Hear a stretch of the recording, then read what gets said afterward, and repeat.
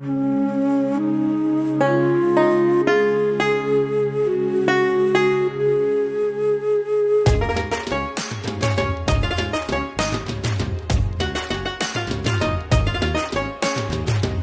বাড়ির আশপাশ শাকসবজি করো চাষ, সবাই মিলে সুস্থ সবল থাকবো আমরা 12 মাস।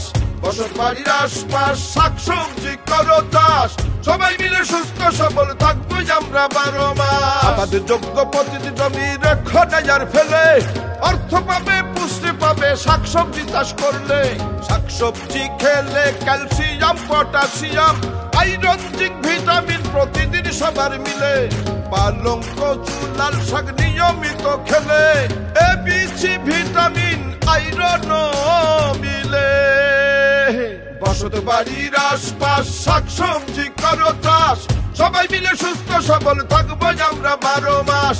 বসত বাড়ির আশপাশ শাকসবজি করো চাষ, সবাই মিলে সুস্থ সবল থাকবো আমরা 12 মাস।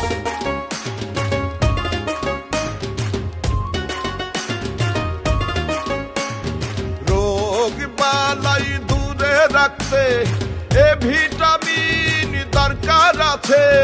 গাজর করল্লা মিষ্টি কুমড়া চাষ করো ঘরের পাশে। আমলকি পেয়ারা লেবুর রসে ভিটামিন সি প্রচুর আছে। জ্বর সর্দি হাঁচি কাশি দেখবে সব চলে গেছে।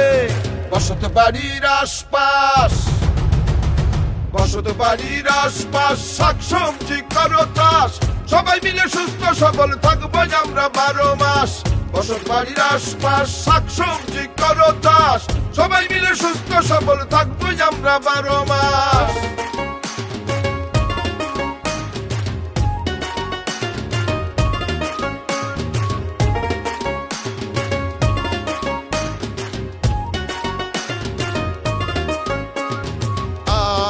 কাঁঠাল পাকা পেঁপে ভিটামিনে বেশি মেলে।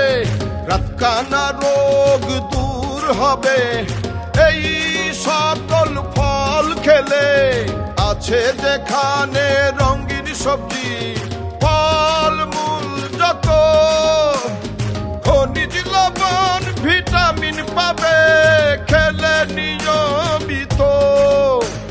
বসত বাড়ির আশপাশ, বসত বাড়ির আশপাশ শাকসবজি করো চাষ, সবাই মিলে সুস্থ সবল থাকবো আমরা 12 মাস।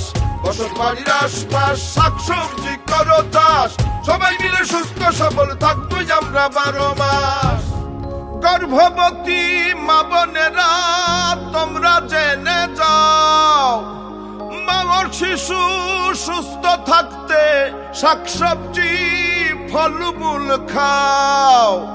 বাড়ির আশপাশ, বসত বাড়ির আশপাশ শাকসবজি করো চাষ, সবাই মিলে সুস্থ সবল থাকবো আমরা 12 মাস। বসত বাড়ির আশপাশ শাকসবজি করো চাষ, সবাই মিলে সুস্থ সবল থাকবো আমরা 12 মাস।